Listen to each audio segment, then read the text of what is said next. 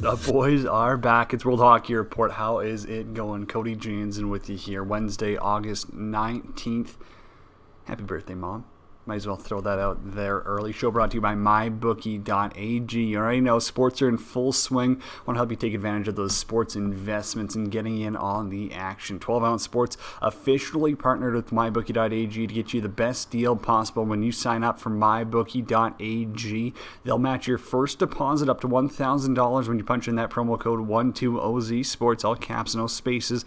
Get that money. That's 12 Ounce Sports, all caps, no spaces when signing up on MyBookie.ag to get your deposit matched up to $1,000. So much hockey going on. I mean, where do we even start? Might as well break down the show for you. We are going to start. Let's recap a little bit of round one so far. I know it's not over. We had our first team eliminated. Sorry, Chicago. Sucks to be you, but you got to be a little bit better than that. I don't know. It was very lackluster performance, in my opinion, with how Chicago played. I felt like they had a little bit more. I felt like they just didn't get everything out of their top guns that they could have. Corey Crawford played all right. He had a couple of good games. But if he strings that together for a series, Chicago's got a legitimate chance. If Patrick Kane shows up for more than one game, they've got a legitimate chance. I'll get more thoughts on that in a bit. We got our Wits Nutrition and Performance question of the day, WNP. Gotta go check them out. Best meal plans. Hey, there's recipes on that website as well. Go check it out. Wits Nutrition and Performance. Get yourself hooked up. Get yourself in shape. There's still time. Get that beach body going. You gotta rock it out right now. WNP. Adam Ermintrout. Matt, OG coming on 9:20. That's when we're going to really break down some of that round one. I'll give you some thoughts, maybe talk about a couple of things. But we are going to break it down with Adam Ermintrout. That's going to be happening at 9:20. And then at 9:50, we got the open line. Yes, for Coco Vodka, Coco Rum open line. Anything you got, hit us up on Twitter at World Hockey RPT. We're on Facebook as well, World Hockey Report. There, I'm on Twitter at Janner31. Anything you got, let me know. You want to call in, we'll hook you up. Shoot us a DM. You want to talk about World Hockey Report Overtime Challenge, how that's rigged? Well, you're an idiot if you don't use the hashtag to begin with. So if you think you're going to call us out on social media because we're not giving you free stuff and you messed up, there's one rule to the World Hockey Report Overtime Challenge. Use hashtag WHROT Challenge. It's that simple. One rule. If you can't figure that out, we got some serious problems there. Serious problems. Alrighty, let's go over some of those games last night because Calgary, that was so frustrating. You can see they don't have the engine going without Matthew Tkachuk there. They just don't. Their top line doesn't generate anything 5-on-5. They're just mediocre at best on the power play. Cam Talbot's playing playoff Cam Talbot hockey, and the Flames are doing them no favors. And I'm not trying to take away from the Stars here. They got a great team as well. Hudobin's one of the best backups in the league. But their big guns have shown up. Ben, that's Radulov. Those are playoff guys to a T. Those are, when you look at the Flames, you go, oh, wow, Bennett, Lucic, Tkachuk, those are definitely playoff guys. These are the next level. You've got your Bens, your Radulovs. Man, that Rupe Hintz is unbelievable. I mean, Heiskanen, this guy gets left for dust because he's in Dallas. We'll get into this a little bit more with Adam because I know he's the D-man expert. And so I want his thoughts on the whole Cale Makar, Quinn Hughes, Miro Heiskanen. I'm taking Makar out of all three. I know Canucks fans are going to cry and complain about that, but he is by far and away the better. There's no question there. Hughes has a little bit more of that skill set, offensively at least, especially in the passing department. There's no doubt about it. Whereas Heiskanen, definitely better defensively and also can create a little bit more by himself. Whereas Hughes makes the players around him better. Just how he kind of opens them up as options. He's a great passer. Not going to take that away. I mean, you'd take all 3 on your team any day. What's stopping a team from doing that?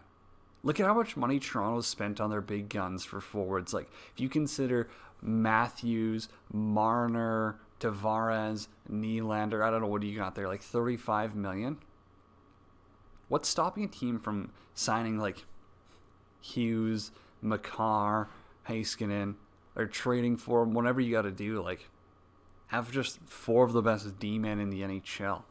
Find a way to stack it up and then build from there. Might work. I mean, St. Louis was kind of built like that. Like, I know they're missing Bouwmeester, Edmondson.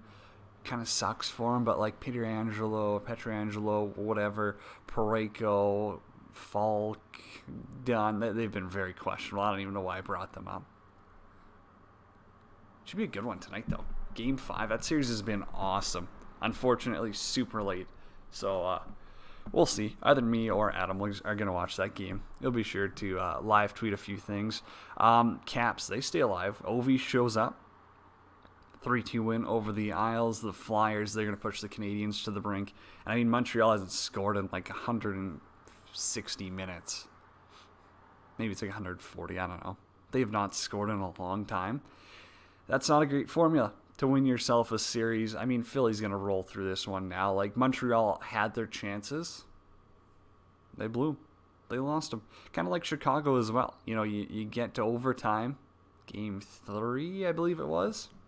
If you win that one, you win game 4. Boy, we're talking about a huge momentum swing. And it would have been a game changer. It would have been a game changer for Chicago. I don't know. What do you do now? Now you just kind of got to look back on it. So you sob a little bit. We got a bunch of games going on tonight as well. So, well, I guess this morning, geez, in less than an hour's time, you got Tampa and Columbus. Morning hockey. Then you got Boston, Carolina coming up 2 o'clock. Avs, Yotes. That's at 3:30. Canadians, Flyers at 6. And Blues, Canucks, 8:30, the late one. I know how much St. Louis loves playing at 9:30 local time there. I get it. I get their argument, though. Defending Stanley Cup champs, and you're making them play at 9:30 their time. I get it. There's so much to do with TV ratings, and this is prime time for Vancouver. There has to be a little bit of respect that comes into here. Just a little respect factor. Oh, man. I don't know. I feel for him, though. I staying up that late to watch a game, not easy. Especially when you got to be up at 3:30 in the morning for work. Stuff like that. That sucks. And it's so hard to get used to. It's pretty much impossible to get used to. So I don't know. I feel for you. I feel for you, Blues fans. I'm there with you. I think you're getting screwed over on the timing. But what do I change that as? I don't know. I mean, if you're a Blues fan, what would you rather have? Would you rather be playing in the 3:30 slot? I mean, that's 4:30 your time. Is that better? 4:30? Like, I feel like more people would be upset about missing the start of the game versus happy that they're catching the end. I find the starts generally the most exciting.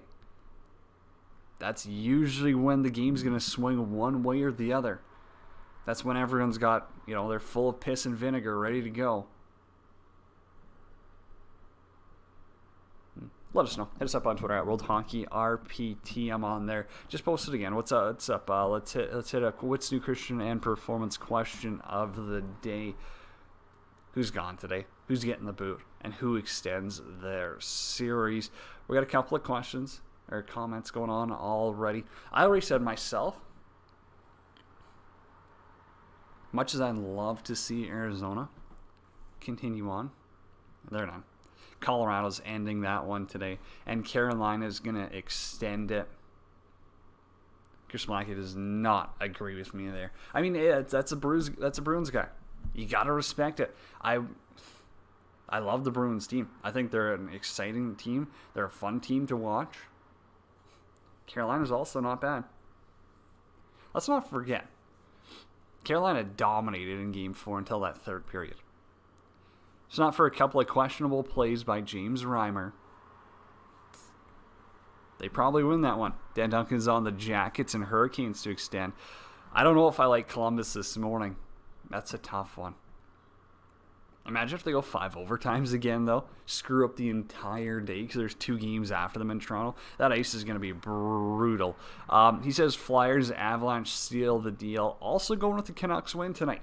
Game 5, Canucks win. They're going to need Markstrom to be better for sure. They're going to have to hope that like Jake Allen chokes or something. The Canucks are playing good, but far from great. They're a solid young team.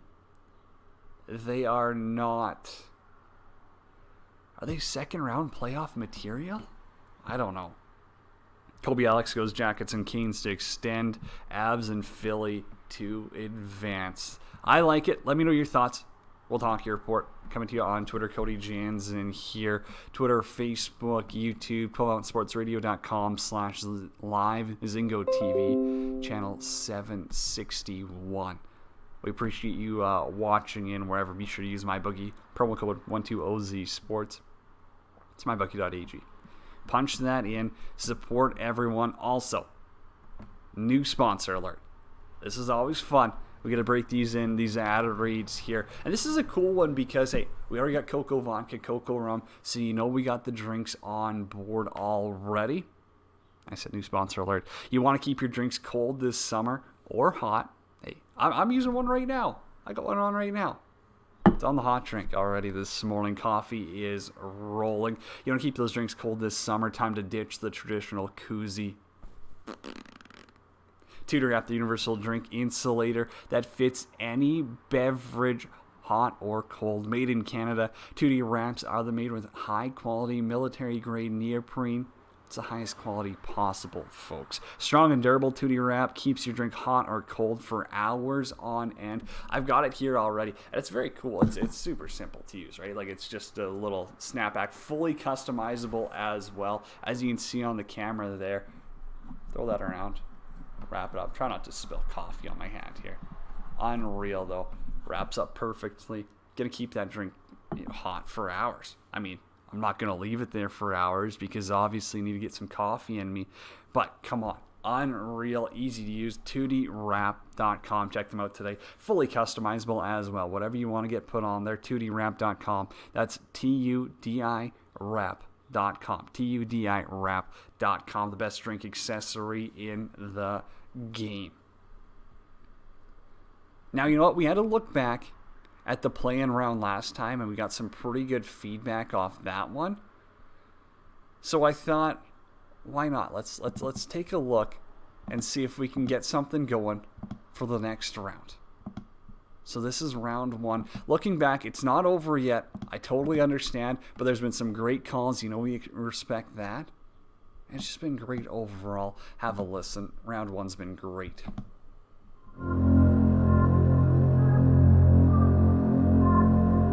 In front of shot, they score! Golden Knights in overtime. Riley Smith wins it for Vegas.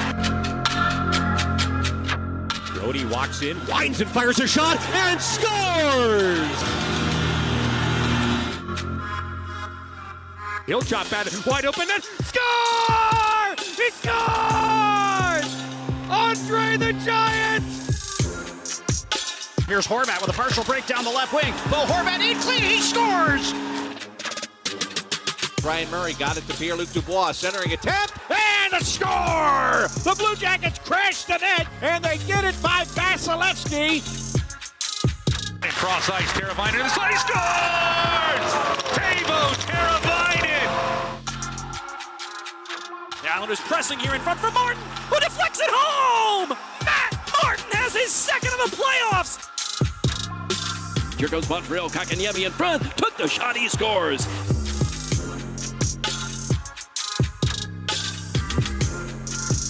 There it is. It's been round 1 up to this point. Unreal. I love getting those calls in there. Come on, you gotta give them some of the respect. They're unreal. A lot of them working remotely. That's pretty impressive to begin with already. I'd be remiss if I didn't, at least mention Dale Hawerchuk here, because that's a tough one. It's sad to hear the passing. It's a sad topic. It's a Winnipeg Jets legend right there. This guy is before Winnipeg moves, this guy had them as competitors night in, night out. And there's crazy stories about, his junior B teams not even wanting him. Things like that. He jumps into the OHL and he's just ripping it up as a kid. So there's so many. He was a guaranteed first overall pick once he got his shot. And this guy, unbelievable. We had Jim Thompson on too. And he said, hey, it was, if not for those unbelievable Oilers teams, Winnipeg's got multiple cups. They're probably a dynasty, and they're probably a role reversal with Edmonton. Edmonton could lose their team. Edmonton went through some struggles. Not for those cups, and I think the tradition kept them alive. Winnipeg probably doesn't move to Atlanta. Maybe the Oilers do. Who knows? It's a sad one. Tough to hear Dale lost his battle, but you know what? We're all thinking about him. Thoughts and prayers go to him, his family, everyone from World Hockey Report. We're thinking about him. It's a tough one. Let's go to commercial break, though. When we come back, let's pump things into high gear. We got Adam Ermintrout going to come on the show. Let's break down round one a little bit more for Verbero Hockey. We're back after this. It's Cody Jansen with you. 12-ounce Sports Zingo TV, channel 761.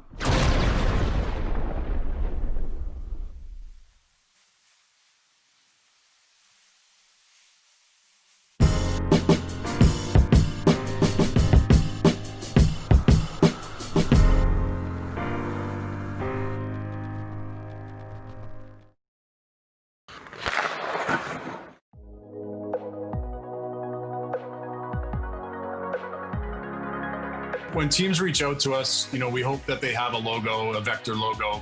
If they don't, we have an art department that can design that logo for our customer base.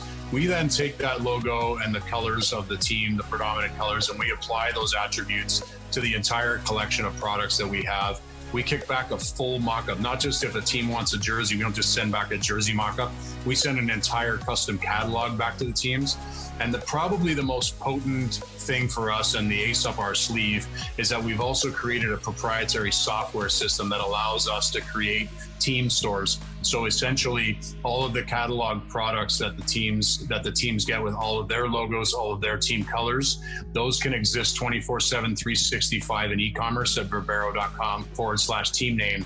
And basically teams, leagues, associations, individuals can go there at any point in time and support their team, buy the products that accentuate what the team is already doing. That allows us to focus on the stuff that makes the teams look professional, while the teams can focus on winning hockey games.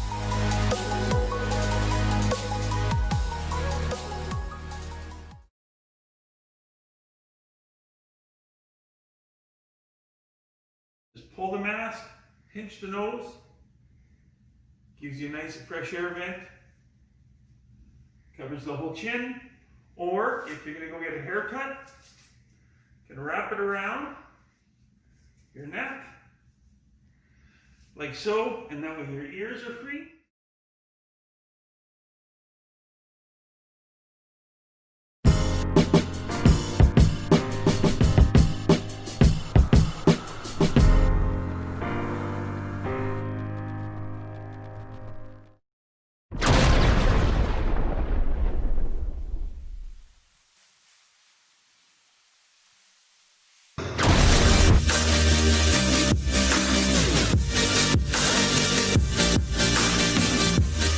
World Hockey Report, Cody Jansen with you. How's it going? Morning. We got like 40 minutes until hockey starts. This is incredible. What an August. What an August. It's been beautiful. We're getting plus 30 weather out there. You can go swing the sticks whenever you want. Get out on the course. Don't need to tell this guy twice, though. Adam Ermintrout. Actually, before that, Verbero Hockey. You guys already know. Hey, Verbero, they are changing the hockey landscape with what they are doing. Absolutely incredible. Eddie Sutton and his team there. Next level work, sticks, skates, jerseys, team store, all of that stuff. It's been incredible. It's been absolutely, I would say it's very cool to see what they're doing at their price point, and all things considered, pretty impressive. Go check them out today. VerberoHockey.com. That's it. Let's bring on the kid. Adam Erman-Shroud. Hey, y'all know, co-host of the podcast when we first started. Guy's an absolute legend in the game. So yes, we're going to bring him on to break down some stuff. Adam Erman-Shroud jumps on the show. What is up, Bunny? Good, man. How are you? Doing good. Can't complain. Playoff hockey is still rolling. We got more this morning. Columbus and Tampa. That's going to be... I mean, what a series those two have put together. I still think that Columbus is just missing a little bit of that high-end talent, but we'll break into all of these series. Let's break it down. I want to start with the West because that Calgary-Dallas game, I mean, Game 5, Flames looked like they were in quicksand. It was bad. They just couldn't muster anything. Their top guns were invisible again. Break me down for this series. What have you seen so far? Because, in my opinion, if it's not for Cam Talbot, this thing's over. Yeah, and I mean, Calgary's missing their best player, right? Like, I think Matthew Tkachuk's pretty clearly concussed or something like that. And, like, they looked fine for a couple of games, but, like, where their offense is coming from their third line, that includes Lucic, who had 15 points last year, Sam Bennett, who people write off in the regular season, and then Dylan Dubé, who hasn't even played a full year yet. So that's how they're going right now. I don't know. Cam Talbot's played well, but Dallas is just built for the playoffs. They don't score, but that seems like they're built for the playoffs. And in yesterday's game, they got that second goal to go up 2-1. And how much did they allow after that? Okay, but from my perspective, I get it. They're not built for, or they are. Dallas is built for the playoffs. Whatever. They've got Hudobin, Bishop. I know Bishop's hurt, but man, I get it. Hudobin had good numbers, but watching him, you're seeing the same thing I am too, right? This guy looks like he should be letting in 5 or 6 a game. Yeah, he looks that way, but I guess he doesn't. Bishop, it's weird.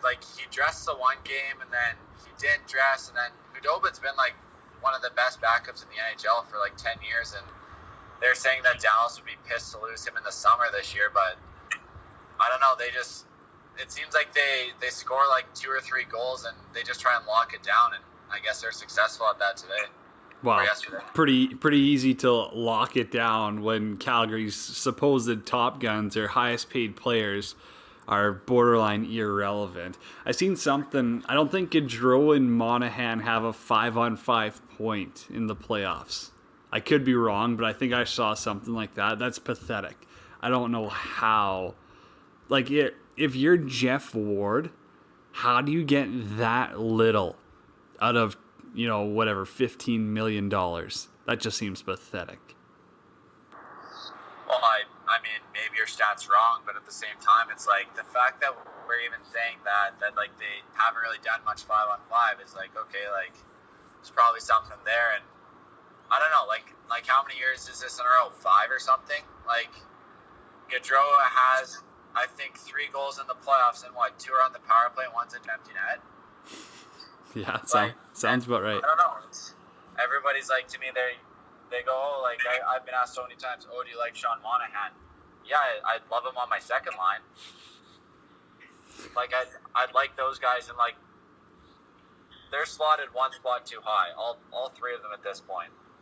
Yeah, I agree. I guess we'll have to wait and see if they are able to make a comeback. Maybe Johnny Hockey, and then we'll turn it on. If not, I mean, I'll be calling for them to clean house once again. Let's move on, because another series that I thought was going to get interesting after Game 3, and it really just did not. The Avs and Coyotes. Darcy Kemper's been good. I get it. Maybe Game 4 wasn't his best performance in the world. But end of the day, Colorado looks good.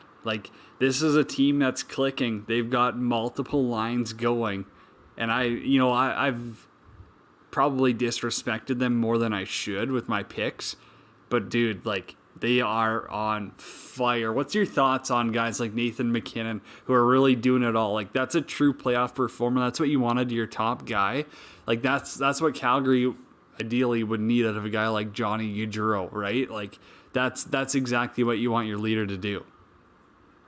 Yeah, like you need a guy who's going to drag you into the fight, and McKinnon showed it yesterday, right? They're up, whatever it was, like 7-1, and your best defenseman gets hit from behind, and Landeskog flies in there, gloves off, that's your captain, and then McKinnon literally ragdolls the guy for 15 seconds, and it's like, okay, and you look at you're like a Tyson Jost or Matt Calvert on the bench, you look at that, you say, okay, if our captain's going to do that, like I probably could too, and Colorado looks great.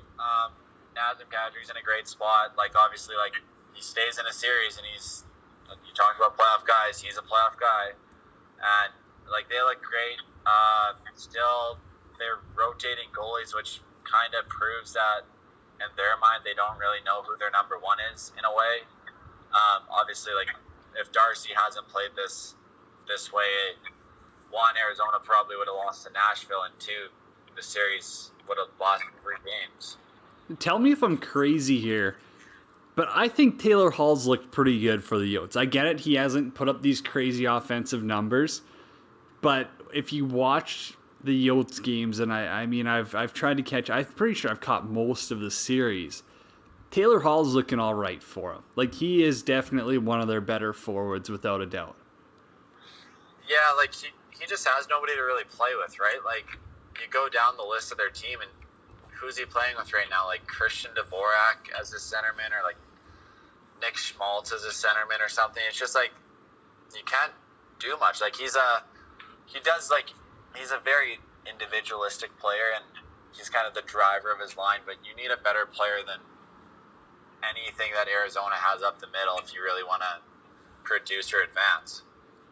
Yeah, I mean, like, power play time, when he's out there with, like, Kessel and Clayton Keller, you can definitely see he's a lot different of a player. Also, Phil Kessel's such an underrated passer. Oh, my goodness. Like, he was looking like Joe Thornton there in Game 3. He just zings it around. Like, there was nothing stopping his passes in Game 3 on the power play. Like, the way he moves the puck, I'm not going to call him Joe Thornton, but man, he's got a heck of a passing skill set. Yeah, I think guys just like respect his shot so much that they're not really going to give him a shot, so he has to be a great passer. That's fair. Anything else on this series? I mean, like, it's over, right? The Yotes have no chance in your book too. Yeah, like, what were they, the 11th place team going into this? Like, they're kind of that way for a reason. I guess I should have asked you too. Like, Flames, Stars are up 3-2 in the series. What in a percentage wise? What are you giving Calgary to come back and win this thing? Like 25. I think they could maybe win Game 6, but like, it just seems like the last 2 games, like, I guess they were 11 seconds away, but like, they get a shorthanded goal and they score like 4 goals or 3 goals in the second period. It's just, they just don't have the horses, and like, Calgary doesn't have the horses, Arizona doesn't have the horses, Columbus doesn't. Like, you need like that guy to put you over the top. Well, you need your best players to be your best players, and that's clearly what Calgary does not have in this series. Vancouver looked like they did for a little bit. That one's tied 2-2. That's a pretty good series too. All the games have been fairly late. They've been, I don't know, it's not like they've been the most exciting series in the world, but it's been pretty good hockey. I've enjoyed that series for the most part. You put the tweet out though, Sammy Blais. Like, what are you doing, kid? Why skate into Anton Roussel? You know who Roussel is. You know what you're getting every night from that damn guy. And he just got cold clocked on the chin. I love, like, okay, I didn't love it because obviously it's a one-person fight, whatever. You don't want to see someone get hurt. But also, like, for Roussel, like, good on you. Vancouver needed something. And this kid's going to skate up to you like he's tough. Give him one. All day of the week. Yeah, I agree. And, like, don't go into a scrum if you're not ready to throw down. And I don't know what Blais was doing there. And then he, like, kind of went to the bench and, like, checked his lip for blood. And it's like, hey, like, you're going to be bleeding. And, yeah, I mean, good on yourself for doing that, because if, like, Braden Shan and Zach Sanford and Ryan O'Reilly want to run like Quinn Hughes and your best players all the time, like, you should probably punch back at some point. And I don't know, this like obviously game 3 goes into overtime, you're up 2-0. If you score game 3 overtime, game 4 is done, right? Like the series is over. And St. Louis scores, and then they kind of get the, oh yeah, like we're the Cup champs, we're ready to go. And then like game 4, just it wasn't even close. Vancouver looked gassed, and like I know not everybody loves Tyler Myers. Like he's a good number 4 defenseman at this point, but Vancouver misses him, especially in this series. And he brings toughness. He brings toughness. He brings like some size. It's not like you have to be big, right? Like it's not like Colton Parayko's like super mean on the St. Louis back end, but like they're big and they take up space and they're hard to get around. And Vancouver's missing that. Like you saw that on the O'Reilly goal where he just kind of took the puck from the corner and walked in the net. And, I mean, Vancouver's top guys have been good, but like Brock Besser, Tanner Pearson, if you want to throw Jake Virtanen, they've been off for the last 3 games. Yeah, if you want to beat those Prairie boys, you have to be mean. That's exactly where Vancouver's gone wrong. Like, I mean, Sasky guy, Shen with the winner, what's good. Schwartz has been unreal. So the Blues they've kind of got their mojo back. Correct me if I'm wrong here, though. The Blues should easily be handling Vancouver on any given night if they wanted to play a little feistier, if they played a little meaner. And I don't think they're getting away with that because they're in the bubble right now. If this is a normal series with the full, true playoff atmosphere, where the fans are getting engaged, you're getting a lot more chippy stuff, St. Louis is walking over this series. Like, the one little skirmish I remember from this series is David Perron cross-checking Quinn Hughes a few times, and like that should be every shift in playoffs. If you want to beat the other team, if you want to take down the other team's top players, like it or not, I mean, I'm a hockey guy through and through here. You have to beat the piss out of them. And that's part of playoff hockey. I totally think that St. Louis has been soft on Peterson. They've been soft on Hughes. They've been soft on Besser. They've been soft on Horvat. And that's why we've got a series right now. Because if it's not for that, St. Louis should be running these guys out of the building. Yeah, and like in the first couple games, they look disinterested. And I guess we haven't talked about it yet, but it helps that they have a goalie in net who hasn't been an .862 goalie. Yeah, Binnington had a rough start, but also look at how many odd man rushes. I mean, Binnington faced, 7 breakaways or partial breakaways in the first 2 games of the series? When has St. Louis ever allowed that? Yeah, exactly. Does that happen in your books if they've got J-Bo and Edmondson there? Like, because I get it, like, Falk has some offensive upside, so say what you want about the Edmondson move. But then also you're missing Jay Bouwmeester, who, I mean, stellar defenseman. There's no question that he's a legit NHLer. Like, I get it, he's getting old and stuff, but, like, he's the guy you want come playoff time. He is all sandpaper. So I think it's a little bit different if St. Louis has those guys in the lineup. No, I agree, and, like, I don't know. The Justin Falk move will never make sense to me, like, ever.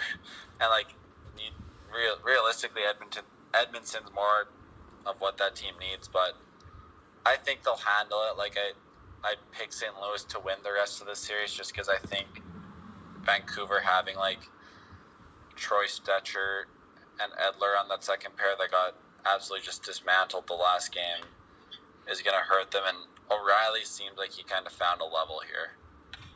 Yeah, he is. I mean, that's the same thing we always talk about. Is like your top guns got to be your top guys.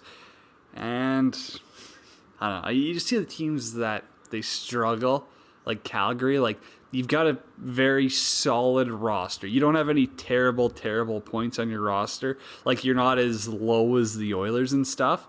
But if your top guys don't show up, you're going to struggle in general. We didn't get into the defense debate, and we might as well bring it up because we're going to go through the East pretty quick here.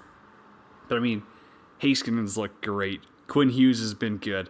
But Cale Makar, oh my goodness, that goal was next level. And everyone goes, oh, it's Arizona. Arizona's one of the best defensive teams in the playoffs right now. I get it, they had a rough game 4, but come on. You're going to tell me, like, I get it, you're a big Haskins guy, so I know where this is going.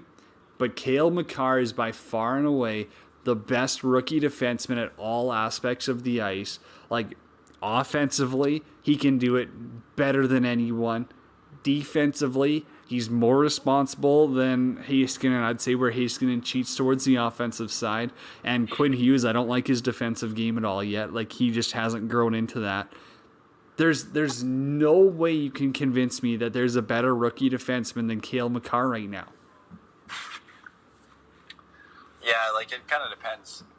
Basically, this Cale Makar, Quinn Hughes conversation and the Calder Trophy, it kind of depends, honestly, on what area of the province or country you live in.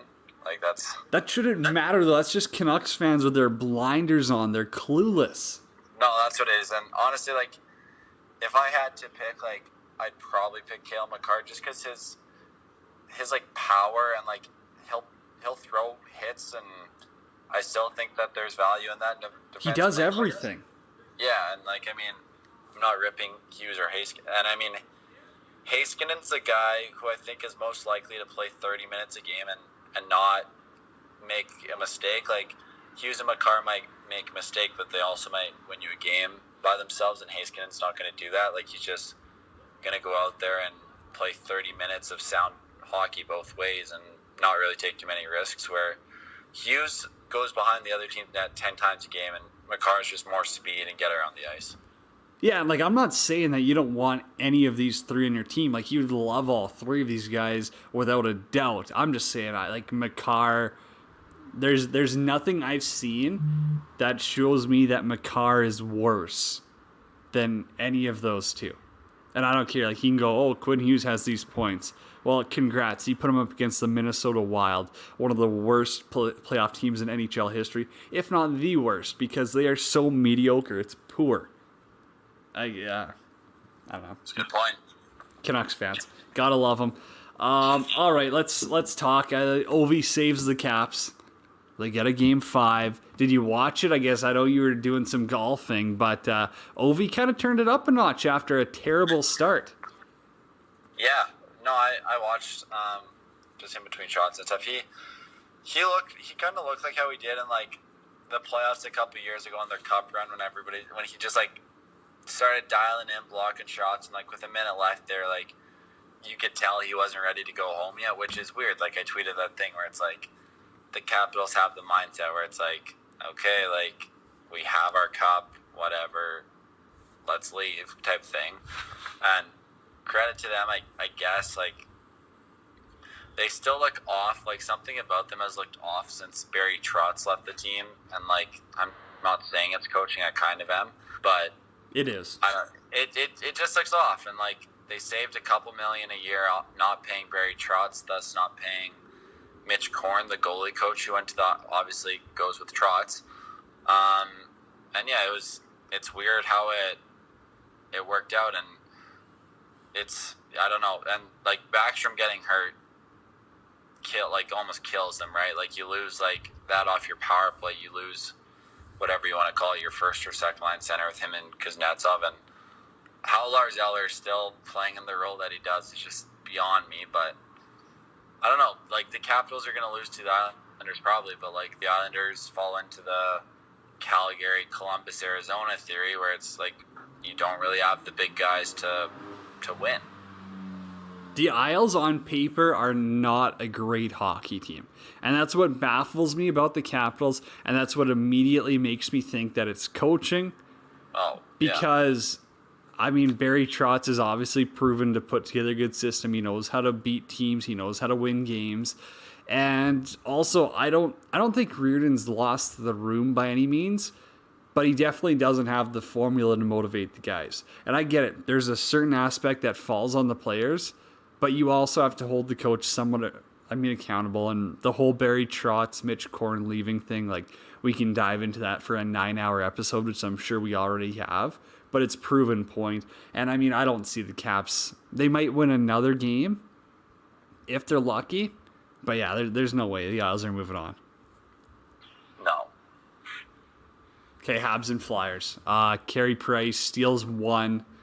And yeah, that's it. Like, I mean, Montreal's maxed out their potential. This is as good as it gets, and this is exactly why some fans were a little choked that they won. Because Now they're not getting a chance at Lafreniere, obviously. And now they've just been not embarrassed by Philly. Like, they've put up a good fight, but you can tell they're not in the right rink right now. No, they just, like, you go through their forwards, and it's like your top two centers are a young kid who played in the AHL this year, who actually, that Kotkaniemi looks very good. And Nick Suzuki has looked great all year for what he is right now. And they look great on a Montreal team. Yeah, they look great on Montreal. And, like, obviously they shouldn't be your top two centermen, but they are. And you go through the lineup, Max Domi, pass first. Jonathan Drouin, pass first. Brendan Gallagher, drive the net and hope it hits you. Philip Deneau, defensive centerman. Arturi Lehkonen, defensive winger. Thomas Tatar, kind of a scorer, but, like, not really. Like, they don't have a guy who you're just like, okay, he can score today. Like who's gonna finish on that team? And I mean, I don't mind the makeup of Montreal. Actually, they're just, for 40 years they've been missing a top line centerman, and I don't know where that comes from. But, like, Carey Price has been great. Jeff Petry's been great. Shea Weber's been awesome. Like, whoever ripped that Weber Subban trade, still like it's clearly Montreal won the trade. And that Ben Sherratt's a good player, and they got Romanov coming in, as we said, Kotkaniemi and Suzuki, and that Paling, I guess he had a hat trick in the one game, and then he scored like once this year in 30. But they have guys coming. It's just not their time, and it was nice for them to be Pittsburgh, but Philly's good. It's not their time at all. They're a long ways out. Carter Hart's look good, though. I picked the Flyers to win the Cup, and right now, I get it. They aren't dominating Montreal by any means, but Montreal's also locking it down defensively. Like, they are not giving up an inch. So you got to give them some credit for their battle factor. But I think they've also almost just invested everything into playing defense, and they've just forgot that they should score. Yeah, that makes sense. Okay, there's no chance Montreal's even coming back, so I'm not going to ask you about that one. Bruins and Canes, big news. Tuukka leaves. What was your thoughts when you heard it? Whatever he needs to deal with, he has to deal with, right? It's just hockey. The timing was just strange. How it was he compared it to an exhibition game, and then you wonder if they're do you even want to be here, Tuukka? And then he's like, oh, I guess not. You wonder if there's a side conversation after his comments. But Halak is probably the best backup in the league. The best backup in the league, and probably the 23rd best goalie in the league. Honestly, he'd be a starter on at least 10 teams. The Oilers. Yeah, Edmonton, Detroit, whatever. Go down the list. Carolina, I don't know what happened in the third period the other day. They just, whatever. But Boston's still Boston, and they still would have won the President's Trophy in their sleep. Basically, if they didn't play the last 2 months. And I don't know, you take that elite of a player out of Carolina's lineup, you take out Svechnikov, and it's tough to win. Boston did lose Pasternak, but they also have Bergeron, Krejci, Marchand, where Carolina has Aho, Teravainen, and Niederreiter. You're obviously taking Boston's 3 next best guys, and I don't know, Carolina seems they're still making a decision on their goalie, which is weird at this point, but Boston's still good. How much do you blame on Rod the Bod not letting a goaltender get in their rhythm? Because, and I get this, you want to have this 1-2 goaltending punch, some, fairy tale finish of, I can play either goaltender and we're going to win. From a goaltender's perspective, from a mentality like myself, if I was in that position, how do you get set? You've got goaltender friends as well, buddy. There's no way you can mentally prepare for playing one game, taking a night off, you're watching from a different angle now, you're thinking about other things. You can't get in a rhythm. It's impossible. So for me, I blame coaching to a certain extent. James Reimer, that's a horrible play to go for a 50-50 puck, not even a 50-50 puck, with a diving poke check. 70-30. But does he not go for that if maybe he feels like he's in a rhythm? I get that that's the third period already, so it's not like an early mistake, but like you get my point where as a goaltender, what do you want? You want repetition, you want reps, you want, that kind of experience facing those shooters, seeing what they're going to give you. It just doesn't make sense to me. No, I agree. And like you go back to literally game 1 of the playoffs where Edmonton starts Mike Smith. Clearly they're on call, and it's like, okay, and then Koskinen goes in, he's like, well, screw you, Tip, I'm not your guy, clearly you haven't picked one. And you look at a situation like Calgary, and Talbot has started every game, and he hasn't been great some games, but Ward goes right back. But they're letting them battle through it. That's what you need as a goaltender. You need someone to say, hey, you're my guy, and I'm sticking to you. That's whatever happens, you're our guy. We're going up with you, or we're going down with you. As a goaltender, that's all you can ask. What you don't want, what the last thing you want is bouncing in and out of the, on the bench, in the stands, wherever. That's, as a goaltender, that's got to be next to impossible. No, I agree. And you look, and Talbot's bounced back every game, and even in Philly, it's not like Carter Hart's going to lose his starting job, but after he gets pulled or after he has a loss, he has a 950 save percentage. And to me, right now, what Vegas, Colorado, and Carolina are doing doesn't make sense. The fact that Vegas continues to go back to Robin Leonard doesn't make sense. Colorado, you're in a series with a team that has no business being in a series for once, so you can kind of do it, but you have to pick a guy. And you look at St. Louis the other day, they make a tough call based on name, not so much based on numbers. But Jake Allen plays well. You have a back-to-back, you go right back to him. He's a better goalie right now. 100%. No, that's you got to ride the hot hand there without a doubt. All right, the interview brought to you by VerberoHockey.com. Invest in jerseys. Go check them out on VerberoHockey.com. Adam Ermentrout, my guest here. Okay, we got 2 more to break down. I guess we skipped over Vegas and Chicago in the West. Vegas ends things off. I mean, Patty Kane finally shows up in Game 5. A couple of pumps for Showtime. Wasn't enough. Crawford. Man, he had some high moments. He also had some goals that should not be going in on playoff hockey. Kind of cost the Hawks, but also they were playing with house money at this point. They won their playoffs. They got past Edmonton. They did the unthinkable right there. I think everyone had Edmonton penciled in as the easy favorite in that first round robin, probably more than any other series. People had Edmonton beating Chicago. They kind of pull off an upset. They gave Vegas a run for their money. But do you not have a little bit of concerns with how Vegas played, with how they're going to fare in the rest of the playoffs? Because they didn't do it in convincing fashion. They did not beat Chicago in, the best of ways. Yeah. I don't know. They're a good, deep team up front and on the blue line. But, to me, they have a bunch, they're 3 centermen, or they have a 2-2-3s and a number 4 centerman. They don't have a top centerman, and that worries me. Look at the last however many top centermen that have won the Stanley Cup, Kopitar, Crosby, Ryan O'Reilly.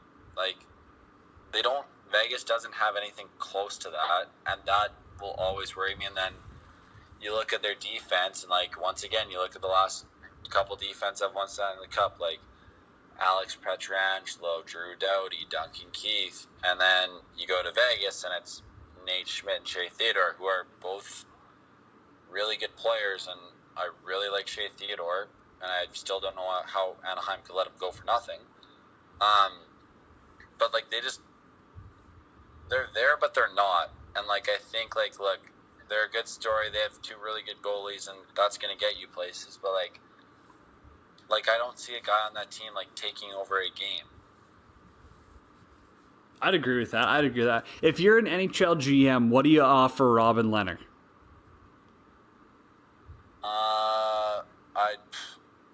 Right now, I think think I'd rank the goalies Markstrom, Holtby, Leonard. No. Like- What do you like- offer him for a contract? Like probably like 4x4. You think you take 4x4? I doubt it. No, but it's like I'm not going to give him 6x6. No. I was thinking 5x5. Some team will give him 5x5. Man, like what's Koskinen getting? 4.5 a year? Yeah, and Darcy Kemper just signed for 4.5 this year too, and he's not better than Darcy Kemper. Well, no, but I don't know, like why. that's tough. That's tough. It's weird how we only got like a 1 year deal at $5 million this year. Like I don't understand, like how he didn't get extra years. It's interesting. Goaltending's always a position of their own. Alrighty, Columbus, Tampa, I guess, to close it out. We got Game 5 here. Today, Tampa's up 3-1 in this series. Does Columbus have a shot? Like, can Torts pull something out of a hat here? Or, I mean, are we just going to advance the Bolts?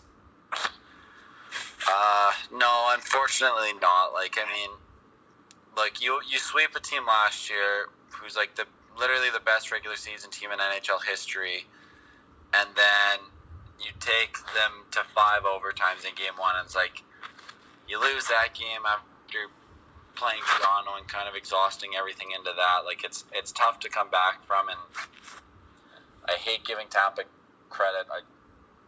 I'm not gonna get. It's Tampa. Like I'm not a big fan, and they overpaid out of their ass for Barclay Goodrow and Blake Coleman, but those guys have helped. They're not gonna, like in 3 years, they're gonna be like, we gave up 2 firsts for Blake Coleman. But like those guys have helped. They're still missing Stamkos, I guess, and yeah, there's just something about Tampa where it's like hard for me to get over like Kucherov playing how he does, and I mean I love Braden Point, and I'm still not sold on Vasilevsky in the big games, honestly.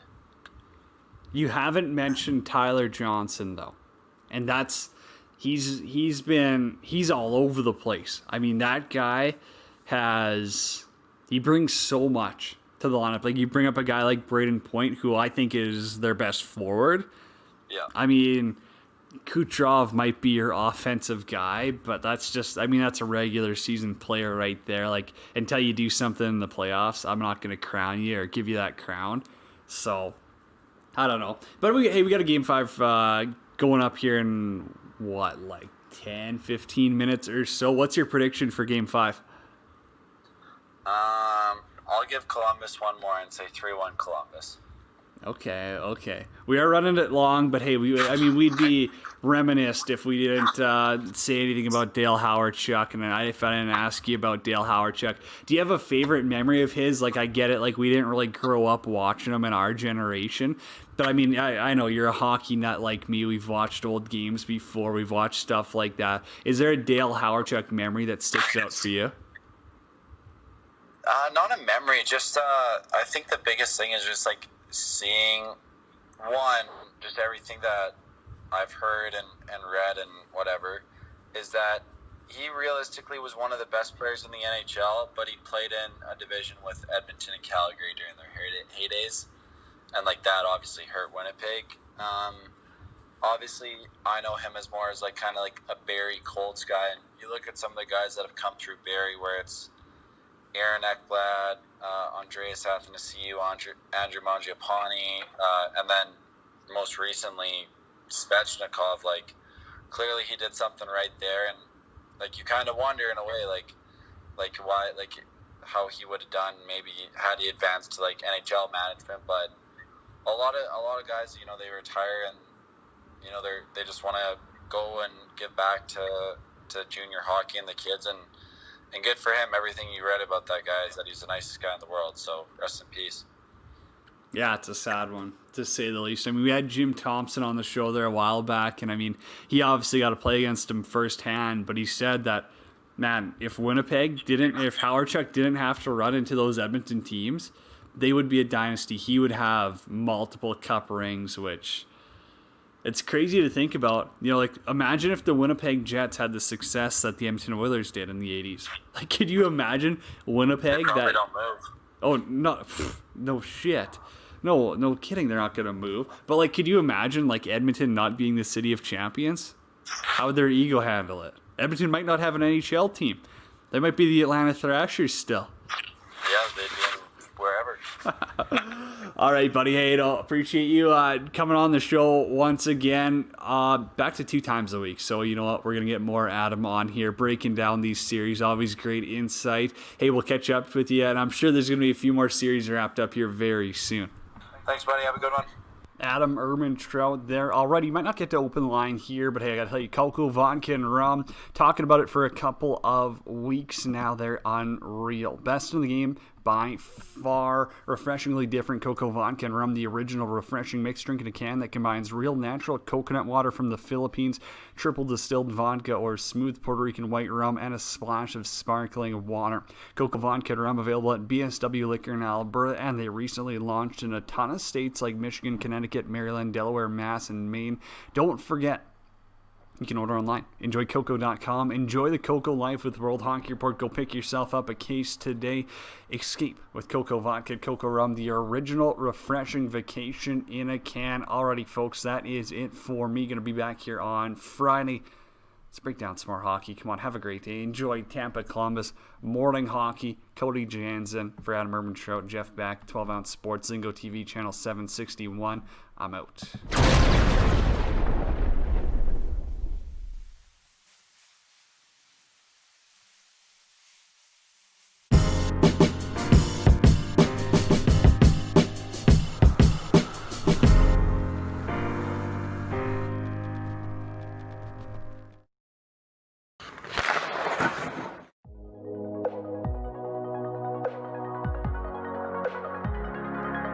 When teams reach out to us, we hope that they have a logo, a vector logo.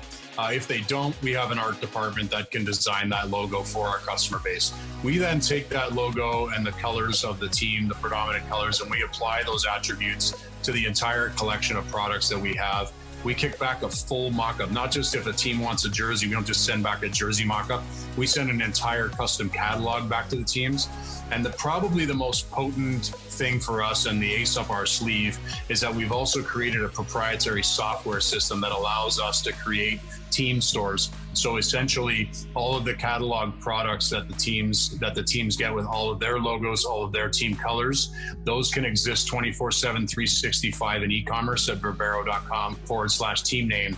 And basically teams, leagues, associations, individuals can go there at any point in time and support their team, buy the products that accentuate what the team is already doing. That allows us to focus on the stuff that makes the teams look professional, while the teams can focus on winning hockey games.